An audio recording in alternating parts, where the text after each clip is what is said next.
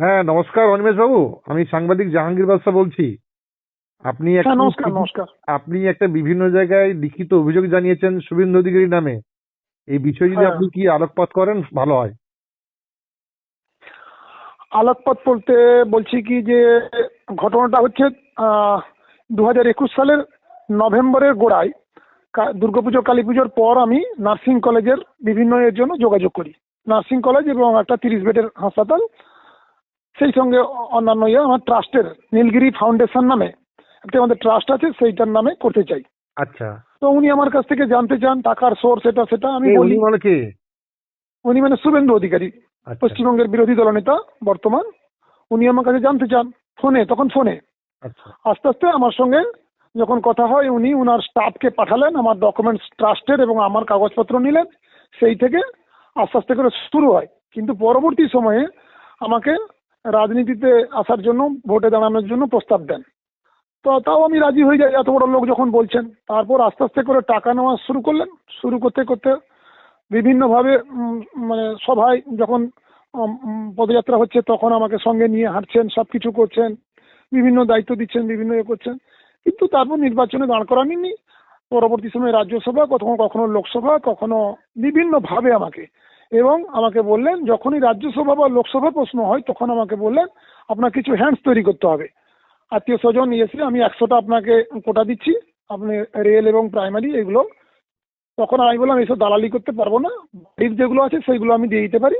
তো আমার ভাগনা, ভাগ্নি, জামাই, ভাইপো, বৌমা, এবার মামার ছেলে, ভাইয়ের স্ত্রী, এইভাবে করে আমি আত্মীয় স্বজন বাড়ির দিয়েছি, ভাইপো, ভাইজি এইসব করে। কতজনের নাম? হ্যাঁ, বেশ কয়েকজন।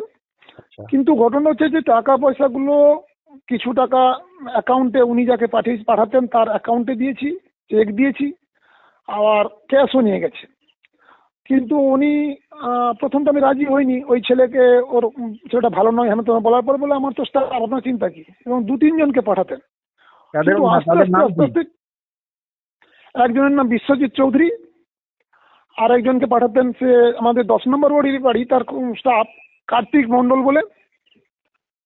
এবং এই রেলের এই যে ইয়ের জন্য যা যা কাজ করলেন, তখন যে ছেলেটাকে পরিচয় করে দিলেন, বললেন বালেশ্বরে বাড়ি, পুলক পণ্ডা বলে। কিন্তু পরবর্তী সময়ে জানতে পারি তার নাম অপু প্রামাণিক, রামনগর বিধানসভার দেপাল পঞ্চায়েতের দেপাল হাটের উপর তার বাড়ি।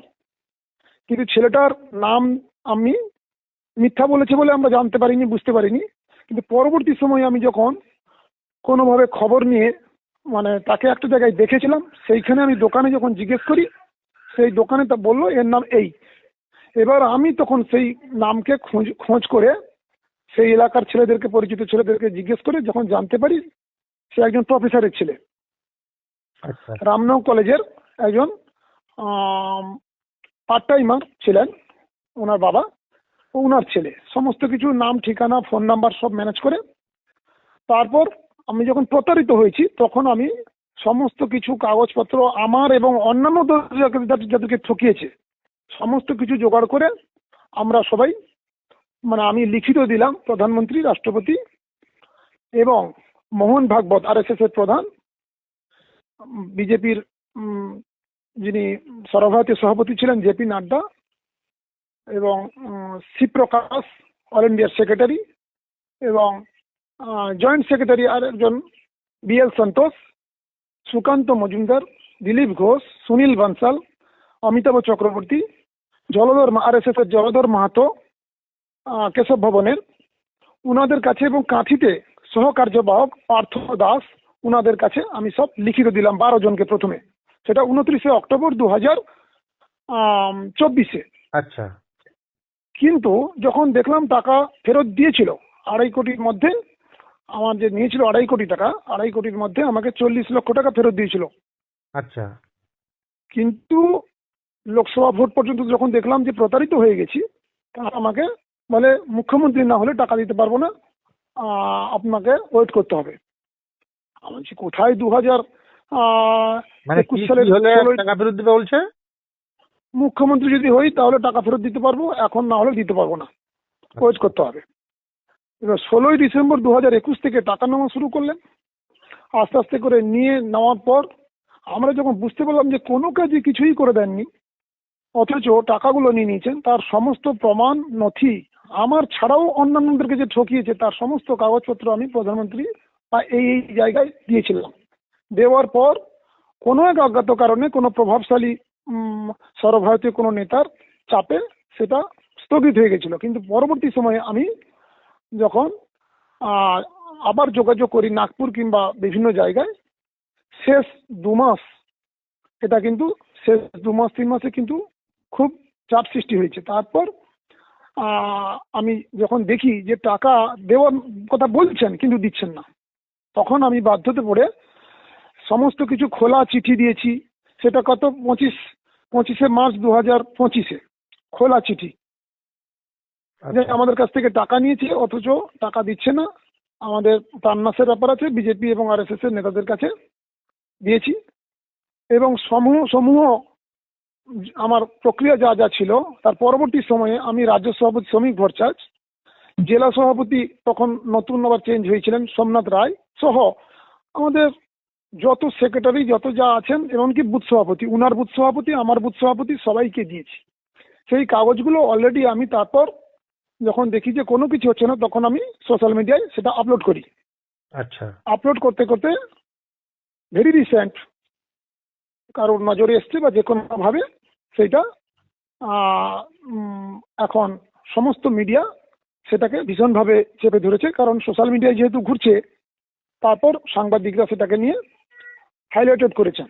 আচ্ছা। এবার আমি কিন্তু শ্রমিক ভট্টাচার্যকে দিয়েছি, তার যে রিসিপ্ট সবাই যদি পেয়ে থাকে তাহলে শ্রমিক ভট্টাচার্য পান নিয়ে কথা বললে কি, তো এটা মিথ্যা কথা বলা, অসত্য কথা। কিন্তু আমি যে দাবি করেছিলাম সেটা এখনো আনিনি প্রকাশ্যে।